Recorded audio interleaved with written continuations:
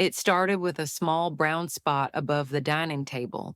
I noticed it one morning while pouring my coffee, thinking it was a shadow or maybe something from the light fixture. But when I stepped onto the chair and touched it, my fingers came back damp. I sighed. Well, ain't that something? The roof over that part of the house had always looked a little worn, but I never thought it would come to this. I'd lived in that home in rural Arkansas for 34 years. It was the house my husband Walter and I bought when we first moved down from Missouri. He passed away nearly a decade ago, and since then it was just me, the wind in the trees, and sometimes the sound of possums on the porch at night. Later that day, my daughter Donna and her husband Troy came by. They were dropping off some groceries. Well, mostly off brand cereal and expired milk, but it's the thought that counts, I guess. I casually mentioned the leak. Troy looked up at the ceiling and gave one of those whistles men do when they want to sound like they know what they're talking about. That ain't good, Ma, he said. Could be structural. You wait too long, the whole roof could cave in. Donna agreed. We can ask around, get someone cheap, she said, setting a plastic bag on the counter. Or maybe Troy can do it himself, right, babe? Troy scratched his head, smirked a little. Well, I know a guy, real handy, name's Doug. Does roofs, fences, sheds, you name it. Not too expensive either. They both looked at me with the kind of urgency I wasn't used to from them. We should fix this now, Ma, before it gets worse, Donna said. I nodded slowly. I'd been putting away money little by little since Walter passed. Not a fortune, but enough. Around $22,000 in a savings account at the credit union. It was for a new car if the Buick ever gave out. Or medical stuff. Or maybe just to have in case life did what it does. Surprise you, that evening after they left, I sat at the kitchen table and looked at the ceiling again. The leak wasn't big, but it was real. And when you're alone and aging, everything feels like it could fall apart at any second. The next morning, they came back with Doug. He was young, maybe late 30s, wore jeans too clean for a roofer and cologne too strong for the outdoors. But he smiled wide, said all the right things, how he'd take care of Missy Lane and get that patch sealed before the next rain. He showed me pictures on his phone of other roofs he'd worked on, though I couldn't be sure if they were even his jobs. Still, he seemed eager, friendly. Donna whispered, "He's legit, Ma. Trust us." And I did. God help me, I did. They made it sound simple. Just a patch job, Troy said, standing in my kitchen like he owned the place, chewing on a toothpick like it was some kind of authority badge. Doug'll have it done in a couple days tops. Donna nodded, flipping through my mail like she always did, like she was entitled to it. And if it turns out to be more than just a patch, we'll cross that bridge. But you can't let this go, Mom. You just can't. I stare at the ceiling, that brown spot now, a dull bruise on the plaster. I knew it was growing. I knew if I didn't fix it, I might wake up one morning with the rain pouring straight onto my breakfast table. Still, something about how fast they were pushing this, it felt like a car rolling downhill without brakes. That night, I lay in bed thinking about Walter. He would have gotten up on the roof himself with a flashlight and duct tape, grumbling about lazy contractors and fixing it the old-fashioned way. But I wasn't 42 anymore, and he wasn't here. Just me and that slow, nagging feeling in my gut. The next day, Donna came over with a folder full of paperwork, estimates, receipts, things she printed from the library. Doug says with materials and labor, we're looking at $8,200 total. But if we pay cash up front, he'll knock it down to $7,000. That's a deal, Mom. I blinked. That's a lot of money.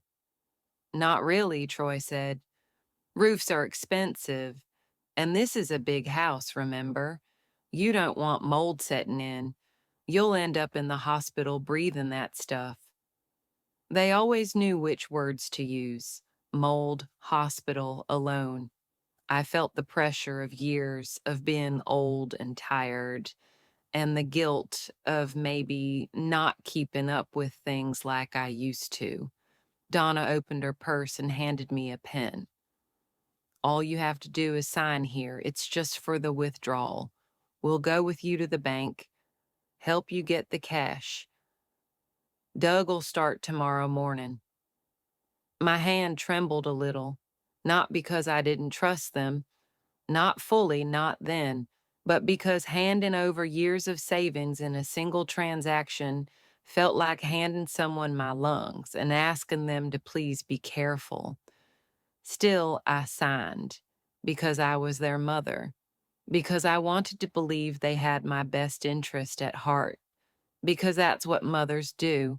And somewhere deep inside, I whispered to myself, please, let this be the right thing. We went to the credit union together the next morning, me in my Sunday shoes, Donna with her tote bag, and Troy waiting in the truck out front like some kind of chauffeur. I hadn't withdrawn that much money in decades. The teller gave me a long look, almost hesitant. Are you sure you want this all in cash, Ms. Elaine? She asked softly. Donna leaned in. It's for a contractor, she said quickly. We've got the paperwork. She held up the printed estimate like it was an official government document. I hesitated, my fingers tapped the edge of the counter. The teller looked at me again. We can give you a check if you'd prefer, or even wire it. But Donna shook her head. Doug only takes cash, that's how he keeps it cheap. You know how contractors are. I nodded slowly. Okay, cash then. They counted out $7,100 bills and slid them into a manila envelope. I clutched it tight like it was a fragile baby bird. As we walked out, Donna tried to take it from me. I'll hold it, Mom. I got it, I said, a little sharper than I meant to. She didn't push. Back at the house, Doug's truck was already in the driveway, music playing from inside the cab. He hopped out with that too big smile again. Ready to get started. I handed him the envelope on the porch. He didn't even count it, just nodded and said, You won't regret this, Miss Elaine. Then he and Troy climbed up onto the roof while Donna sat inside drinking lemonade and scrolling on her phone like it was just another Tuesday. By noon, there was banging and scraping overhead. I heard shouts, laughter, and music drifting down from the shingles. But something didn't sit right. They hadn't brought any materials, no new tiles, no insulation, not even a ladder of their own. They borrowed mine. I asked Troy through the window, Don't you need supplies? We're just doing prep today, he called back. Doug's got everything in storage. He'll bring it tomorrow. Tomorrow, always tomorrow. That night, the house felt quieter than usual. I couldn't sleep. I walked through each room just listening, waiting, hoping I hadn't done something foolish, but also needing to believe I had done the right thing, because if I hadn't, then what did that make me? And if I had just handed over everything I had to people I loved, then maybe the real leak wasn't in the roof at all. Maybe it was in them. By the third day, I still hadn't seen a single shingle. No wood, no nails, no receipt from any hardware store. Just Doug and Troy sitting on the roof drinking soda like they were on vacation. their legs swinging off the edge like overgrown kids. I brought out lemonade out of habit more than hospitality. Donna said they were doing measurements. I asked, "Don't measurements usually happen before the money?" Donna laughed, one of those tight, dismissive laughs that doesn't reach the eyes. "Mom, you're overthinking it. Doug's just old school. Trust the process." But the only thing I trusted was my growing sense of dread. Inside the house, Donna had started taking up space. She left makeup bags on my bathroom sink, her purse on the kitchen table, her perfume clouding up the hallway. She said it was easier to stay here while they worked. I caught Troy rifling through my mail one morning. "Looking for coupons," he said with a grin. "You always have the good ones." I wanted to believe it, wanted to think that they were just being comfortable, but it felt like the house was no longer mine, like I'd invited them in for dinner and they'd started rearranging the furniture without asking. Doug kept parking crooked in the driveway, blocking the mailbox. He smoked on the porch even though I'd asked him not to. And when I peeked into the backyard, I found two empty beer cans behind the shed. That night, I heard them laughing upstairs. I stood at the bottom of the staircase looking up into the dark and wondered how many times I'd let love blind me to behavior I would have never tolerated from strangers. Because that's what they were now, strangers. Donna wasn't the little girl who used to tug on my apron asking for a cookie. Troy wasn't a son-in-law, he was a leech. And Doug was a ghost in boots, drifting from job to job with nothing but a fake smile and a trail of empty promises.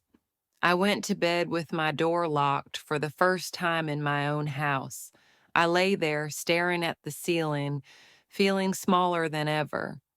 This wasn't about the roof anymore. It was about something far worse. What happens when the people you raised start treating you like a wallet instead of a woman?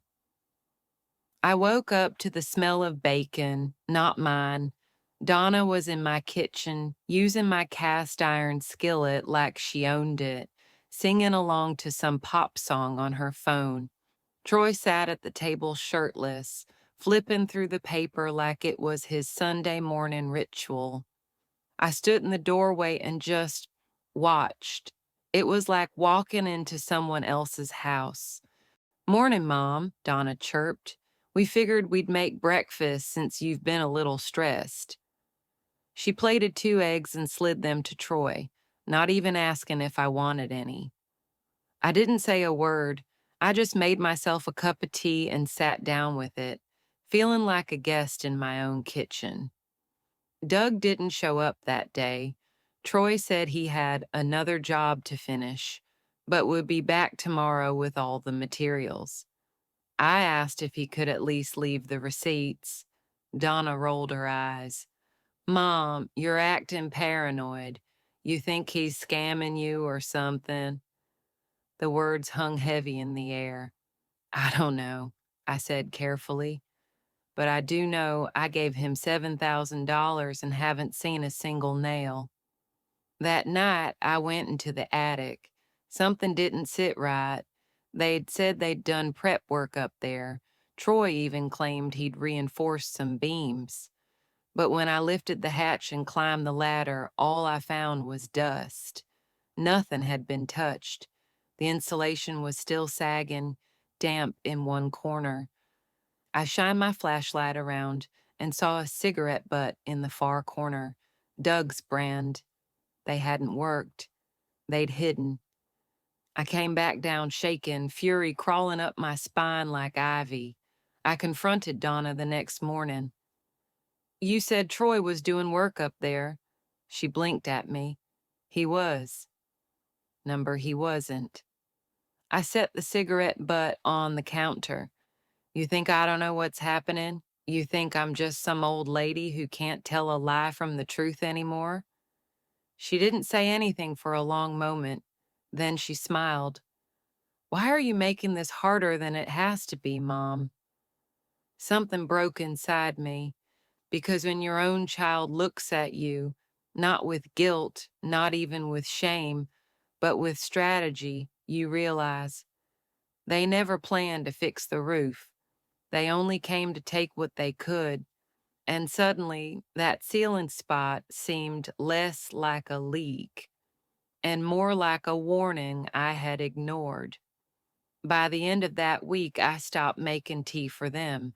I stopped folding the towels they left on the bathroom floor. I even stopped opening the door when they knocked on it in my own house.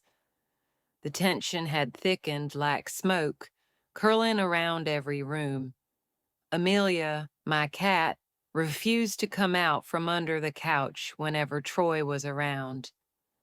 That should have been my first clue. Doug's truck, the one that used to sit in my driveway like an eyesore, was gone. Vanished. Not a text, not a call, not even an excuse. Troy claimed Doug had moved on to a bigger job, but that we'd get the refund real soon. I asked for Doug's number. Troy said he lost it. I asked for a receipt for the materials. Donna said she'd misplaced it. I asked what exactly they had spent my $7,000 on, and they both said almost in unison, Mom, don't you trust us? That was the moment I realized they were playing the long con, and I was the fool who paid for her own betrayal. Saturday morning, I woke up early and went to the bank. I wanted to see how much was left, just to make sure. But when the teller pulled up my account, her polite smile vanished. Ms. Elaine, she said gently, your savings account was closed last week. I felt like the floor dropped out from beneath me. Closed? Yes, ma'am. On the 14th. Full withdrawal. In cash. But the room spun. I left without saying much. I sat in my car, gripping the steering wheel with both hands, breathing in slow, measured gasps. When I got home, the house was quiet. Too quiet. Their things were gone, Donna's tote bag, Troy's boots, the spare blanket from the couch.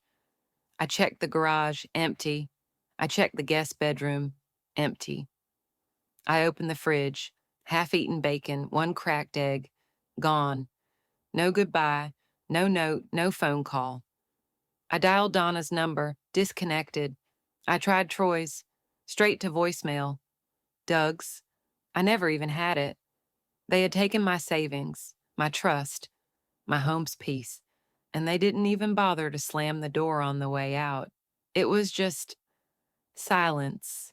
And in that silence, I sat alone in a house with a leaking ceiling, a hollow bank account, and the realization that sometimes the real storm isn't outside, it's the people you let in. The next morning, I could barely lift the phone. My hands trembled, not from age, but from something colder, something that sits in your chest like a stone when you realize your own flesh and blood saw you not as a person, but as a target. I called the credit union again.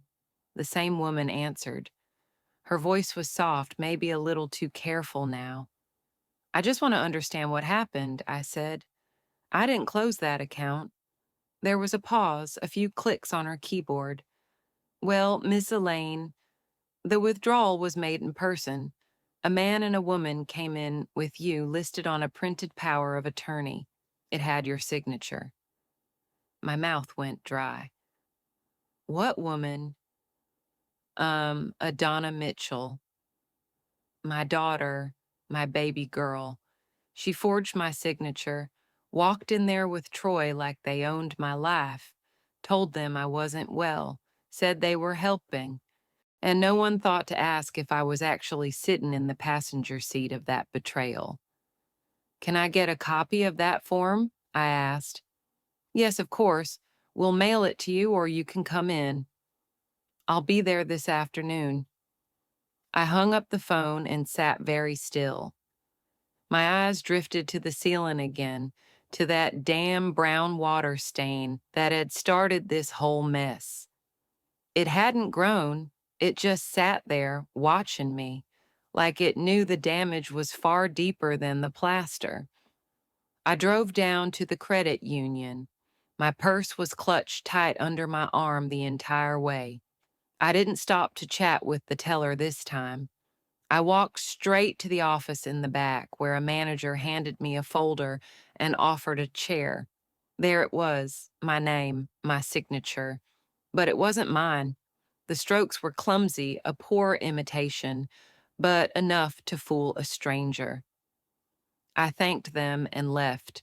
Back at home, I spread the papers out on the kitchen table, the same table Donna used to sit at when I helped her with spelling tests, the same table where she once cried over her first heartbreak, and I held her hand like only a mother can. And now, it was the table where I stared at legal fraud. A knock came at the door. My neighbor, Marlene, holding a basket of muffins. "Just checking in," she said. "You looked pale yesterday." I almost broke down, but I didn't. Instead, I smiled and thanked her, because sometimes the people who check on you with muffins are worth more than the ones who rob you blind while calling you mom. A few days later, I finally got a text. It was from Donna.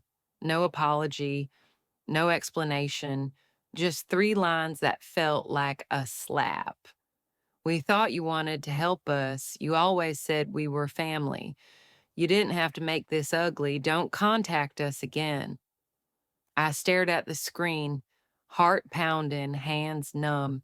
It was like she'd rewritten the story in her own head, where I was the problem, where stealing my savings was just a form of asking for help. And the worst part, a part of me still wanted to believe her. That's the curse of motherhood. You can be gutted and still reach for the knife to keep it from cutting them.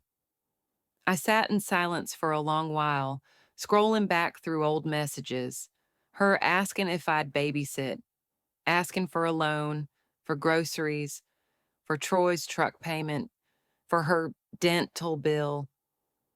I always said yes, even when it meant I had to cut back, even when my hands ached from the cold because I waited another month to fix the heater. But this wasn't help, this was theft dressed in daughter's clothing. I thought about replying, writing out every piece of rage I felt. But instead, I turned off the phone and set it face down. Later that afternoon, I drove to the sheriff's office. I wasn't expecting much, but I had to try.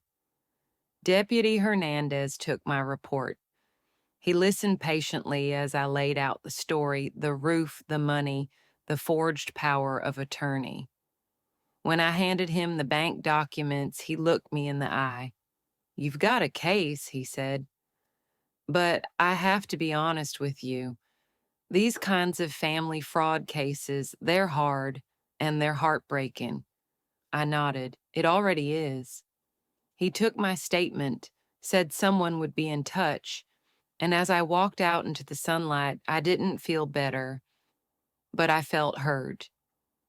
That night, I made myself a simple dinner, just toast and tomato soup. I lit a candle on the table like I used to do when Walter was still alive. Because if I was going to be alone, I was going to reclaim every corner of that house they tried to steal from me. I would eat in silence. I would sleep behind a locked door. And I would not cry over people who only ever saw my love as a bank account with a beating heart. The silence in my house became its own kind of noise. I'd walk past the guest room and see the bare mattress, the imprint of their bags still in the carpet. I'd open the fridge and remember how they left behind a single cracked egg, like some kind of insult. The driveway, once crowded with Doug's rusted truck and Troy's muddy pickup, sat empty now, just gravel and guilt. I went to the garage that Sunday morning to find my ladder gone. My husband's old drill set gone. The little red toolbox Walter labeled with masking tape also gone. They hadn't just taken money. They'd picked me clean. I sat in the rocker on the porch, arms folded over my chest, watching the clouds roll over the Arkansas pines. And I thought, how did I get here? How did a woman who raised a daughter through measles, math homework, and midnight fevers become disposable? Marlene came over again. She didn't say anything at first, just handed me a thermos of hot cider and sat with me. We rocked in sync, like two aging trees swaying with the same wind. Finally, I broke the silence. I think they stole from me. She nodded. I know. That shook me. You do? She sighed. I saw Troy loading your toolbox 2 days before they left, and Donna told Lisa at the diner you were slipping, said you couldn't handle the house alone anymore. I clenched the thermos tighter. They wanted me out. Marlene didn't argue. She just reached into her purse and pulled out a folded brochure. This woman helped my cousin when her nephew cleaned her out. She's a legal advocate, not a lawyer, but smart, and mean as a rattlesnake when it comes to elder abuse. I took the brochure with trembling fingers. There was a photo of a stern woman named Marissa Duval, arms crossed, chin high. Maybe I wasn't crazy. Maybe I wasn't alone. Maybe there were people in the world who could still see a woman, not just a wallet with wrinkles. That night, I took out the old family photo albums, not to cry, but to remind myself who I used to be. Because the road to reclaiming your dignity starts with remembering that it was yours to begin with. When I walked back into the sheriff's office, I carried a binder, not just papers, evidence, printouts of bank transactions, copies of the forged power of attorney, photos of missing tools, even a statement Marlene helped me write. Deputy Hernandez raised his eyebrows. Looks like you've been busy, Ms. Elaine. I've been underestimated, I said, but not anymore. He sat me down in his office and flipped through the binder. With every page, his frown deepened. Finally, he let out a long sigh. I hate to say it, but we see this a lot. Kids, grandkids, they wait for a crack, and when they see it, they pry it open. He leaned back in his chair, hands folded. You'd be surprised how many mothers file charges against their own children, and how many don't, out of shame. I looked him square in the eye. I didn't shame myself. They did that. He nodded slowly. We'll start with a fraud investigation. That power of attorney. If it's forged, that's a felony. I'll send this to our detective unit. It wasn't justice yet, but it was a door opening. Outside, I called the number on Marlene's brochure. Marissa Duval answered herself, sharp voice, no nonsense. Within 5 minutes, she had a meeting scheduled and a list of documents I needed to bring. That night, I sat at the kitchen table and spread everything out like a puzzle, and for the first time in weeks, I felt something other than despair. I felt fire, not the kind that burns down barns, but the kind that clears fields so something new can grow. I wasn't just reclaiming my savings, I was reclaiming my name. Because no matter what Donna thought, I wasn't senile, I wasn't soft, and I wasn't going to let my golden years turn to rust at the hands of the very people I'd once fed with love. This was the start of a new season, not of silence, but of consequences. Marissa Duval didn't knock gently. She rapped on my door like a woman who had conquered courthouses and silenced bullies with one look. Tall, broad-shouldered, and dressed in a navy blazer with scuffed boots, she walked into my house like she'd lived there before. She didn't sit until I offered, didn't smile until I mentioned Doug's cologne. Cheap body spray and criminal intent go hand in hand, she muttered, opening her clipboard. We spent 3 hours going over everything.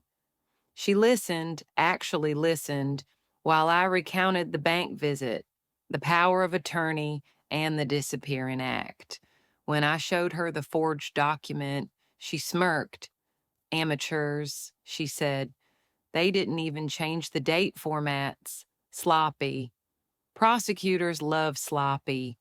I told her how Donna said I was slipping. Marissa leaned forward.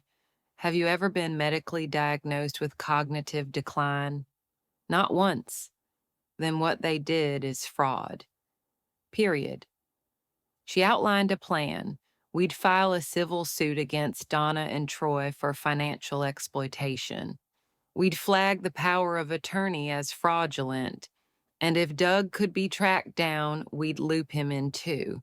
But what shocked me most was this. Marissa said we'd also pursue restitution. That meant they'd have to pay me back. Every dollar, she said, with interest. If we're lucky, maybe even punitive damages. For the first time in weeks, I felt my lungs fill all the way, like I'd been walking around half breathing ever since that envelope left my hand. Before she left, she touched my arm. They thought they picked an easy mark, but they forgot you raised children, you managed a household, you survived decades of life. You're not weak, you're weathered. That makes you dangerous.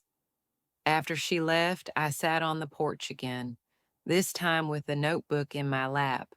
I wrote down every penny they took, every lie they told, every ache they caused. Not to wallow, to remember. Because justice isn't just a courtroom verdict, it's the steady reclaiming of everything they thought they buried. And I was just getting started. It was a Thursday evening, just before dusk, when the phone rang. I didn't recognize the number, but I answered anyway. My voice was calm, flat, practiced. Elaine speaking. There was silence, then a voice I hadn't heard in weeks. Mom, it's Donna. My heart thudded once, but I didn't let it show. What do you want? She exhaled sharply, like she was the one wounded. I heard you went to the police. You didn't have to do that. I stayed silent, let her speak, let her dig her own grave. It was never supposed to get this far, she continued. We just needed help. Things got out of control. You always said family helps family. Yes, I said. Family asks. They don't steal. She went quiet. Then, Troy's freaking out. Doug's gone. Disconnected his number, left the state. We never saw a dime of that money. That's not my problem anymore. Her voice hardened. So what, you're going to sue your own daughter? I smiled into the phone, slow and cold. No, Donna, I'm going to hold you accountable. Then I hung up. I didn't cry, I didn't shake. I just walked into the kitchen and turned on the kettle. Justice had a bitter taste, but it warmed you all the same. That night, Marissa called. We're moving forward. Papers are filed. The bank confirmed the signature is a forgery. We've got statements. Your case is strong. And then she said something that stuck with me. They played a short game. You're playing the long one.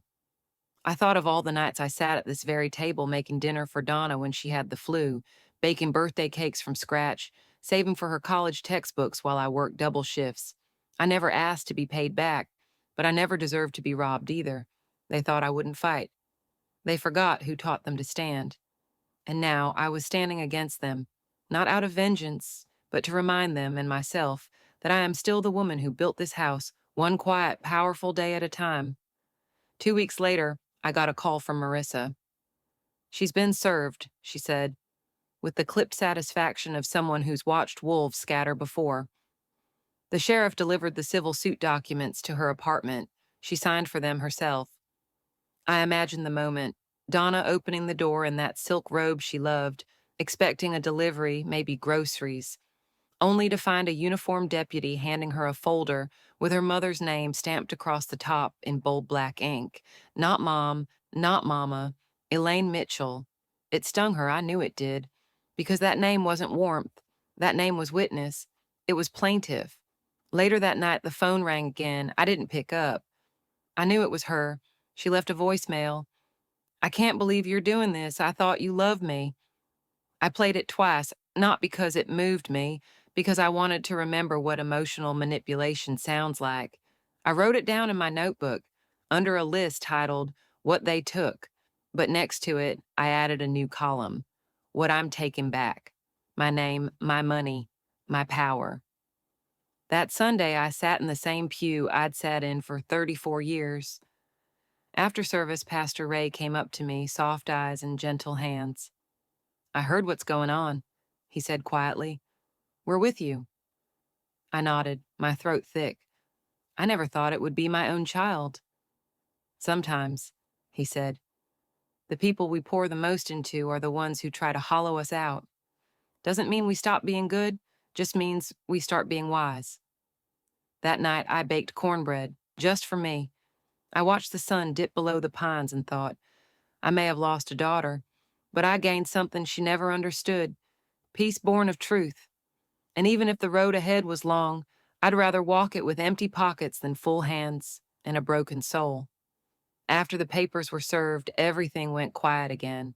No more calls, no more guilt-laced voicemails, not even a half-hearted apology text from Donna.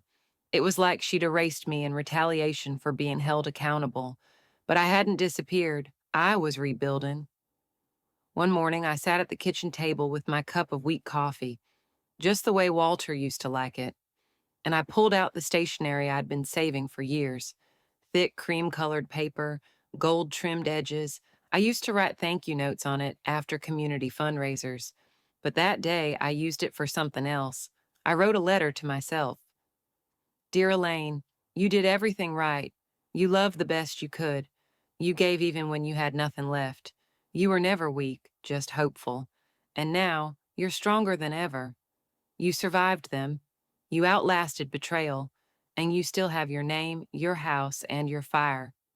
I signed it with a steady hand, folded it, tucked it into my jewelry box beside the locket Donna gave me on Mother's Day a decade ago. A locket I no longer wore, but couldn't quite bring myself to throw away. That afternoon, I also wrote something else. A statement for the court. A victim impact narrative. Marissa said it could help the judge understand what this theft really cost me, not just financially, but emotionally. I described the moment I handed that envelope to Doug, the weight of trust I placed in my daughter's hands, the sound of the empty fridge door closing after they left, the way I started locking my bedroom door in a house I once called safe. And I ended it like this. I'm not asking for revenge. I'm asking for recognition of the years I gave, of the dignity they tried to take, of the woman I still am. When I brought it to Marissa the next day, she read it, looked up at me, and said, Elaine, this isn't a victim statement. This is a survivor's anthem. And she was right, because I hadn't just written my story, I had taken it back, one word at a time. The day I went to the post office to mail the court documents, I ran into Mr. Franklin from the hardware store. He tipped his hat and said, Heard about what happened, Ms. Mitchell. That's a damn shame. I tried to smile, but something in my throat caught. I wasn't used to being seen. Not like this. Not as the woman who'd been swindled by her own child. But then he added, If you need anything, roofing nails, paint, you name it, put it on my tab. No questions. I blinked fast to keep the tears from spilling, and that was just the beginning. Word traveled through our small town like wind through wheat. Before the week was over, Pastor Ray had organized a group of volunteers to inspect my roof. Marlene brought over lunch every other day. Even young Caleb from down the street showed up with a borrowed ladder and a clumsy, eager grin. My dad said we'd be honored to help, he told me, gripping a hammer twice the size of his hand. And slowly, board by board, shingle by shingle, the hole they left in my house and my heart started to close. On Sunday, I stood in front of the church congregation, not to beg, not to cry, but to say thank you. I used to think family was something you were born into, I told them. Now I know it's something you build nail by nail, with truth, with kindness, with people who show up, not just when they need something, but when you do. The room was silent when I finished, then someone clapped, then someone else, then the whole room. It was the first time I didn't feel ashamed. It was the first time I stood tall without a single dollar in my savings, but with more wealth in my spirit than I'd had in years. Because the people who stepped in weren't bound to me by blood. They were bound to me by decency, by the kind of neighborly love my daughter never bothered to learn. And as I looked around that room of wrinkled hands and calloused palms, I realized something I'll never forget. They left me broke, but my town made me whole. The morning of the hearing, I wore my Sunday best. Not for them, not for the judge, for me. A navy blue dress I'd kept pressed for years and a silver brooch shaped like a bird in flight. Freedom pinned right over my heart. Marissa picked me up at 8 o'clock sharp. Her clipboard was tucked under her arm like always, her voice calm but edged with steel. You ready? She asked. I nodded.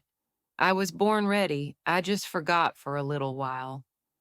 The courthouse smelled like floor wax and old paper.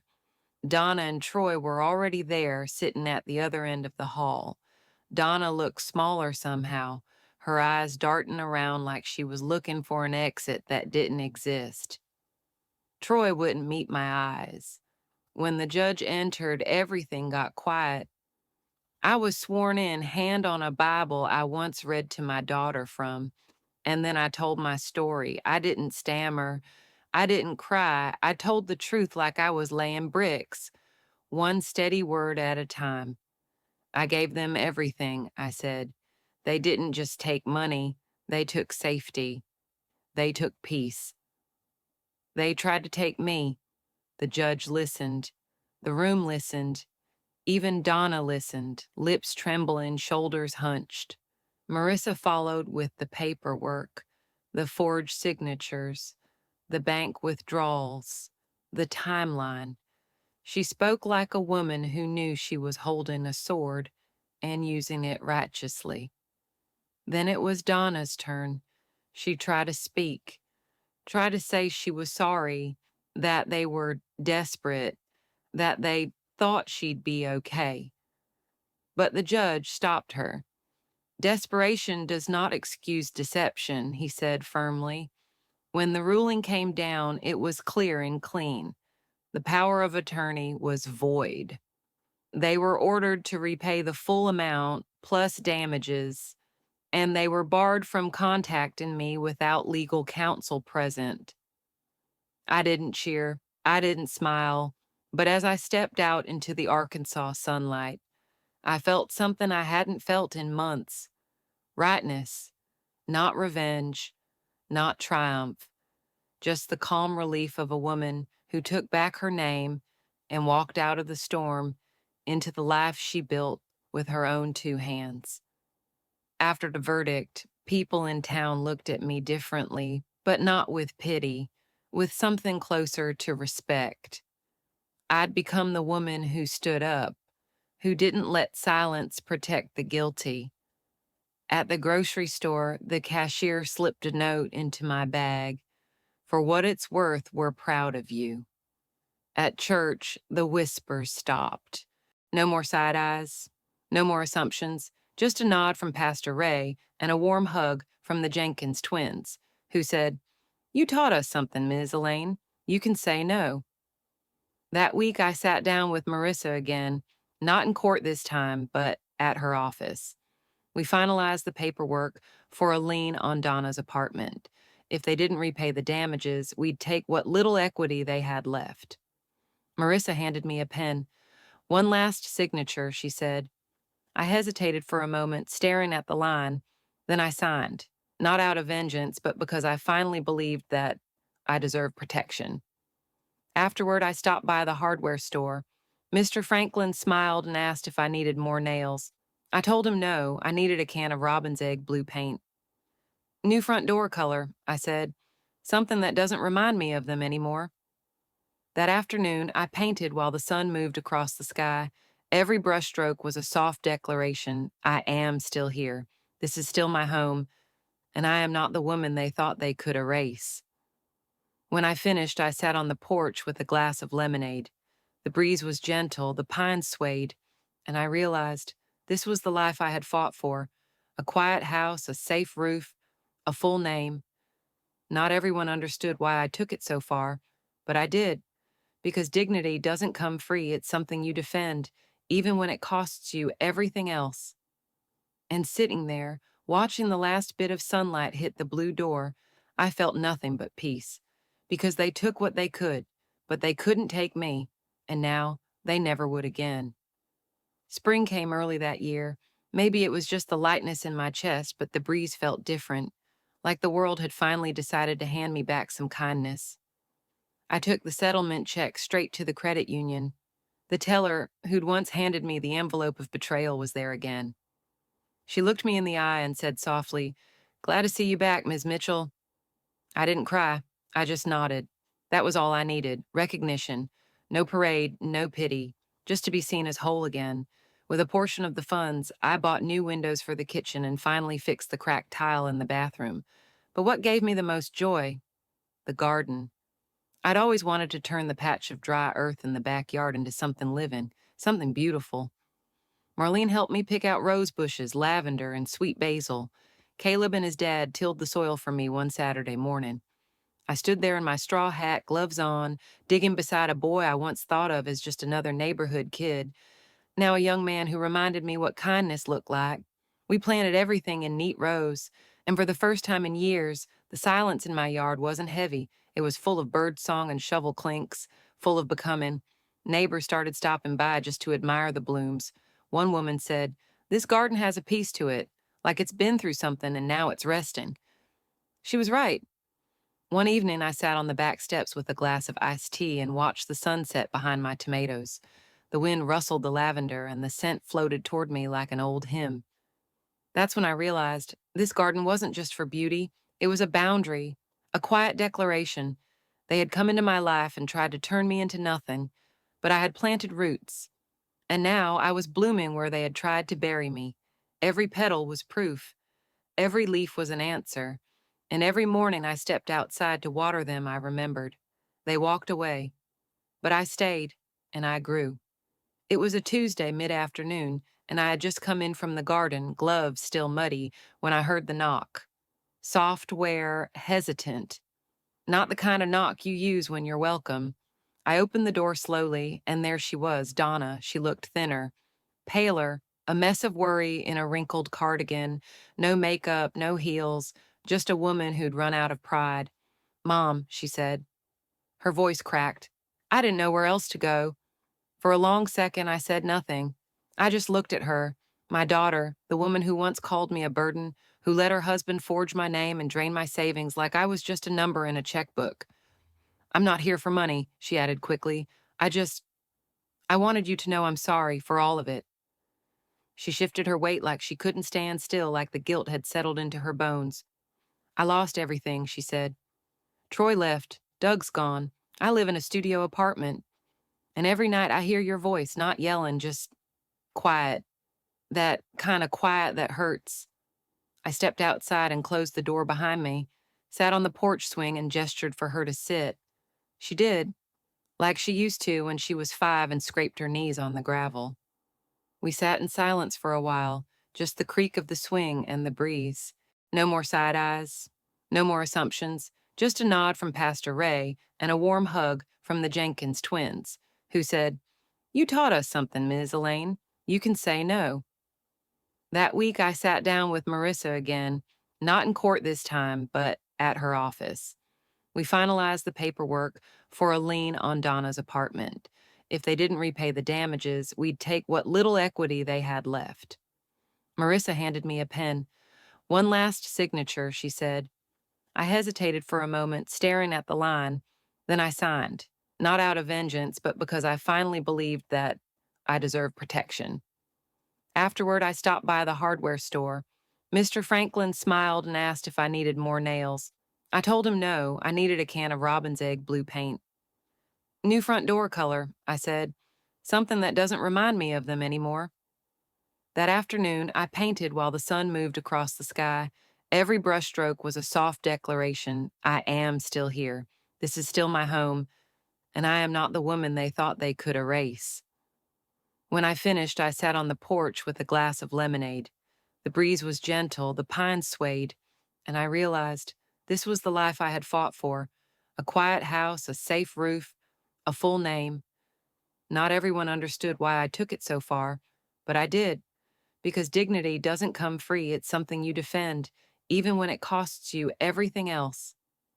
And sitting there, watching the last bit of sunlight hit the blue door, I felt nothing but peace.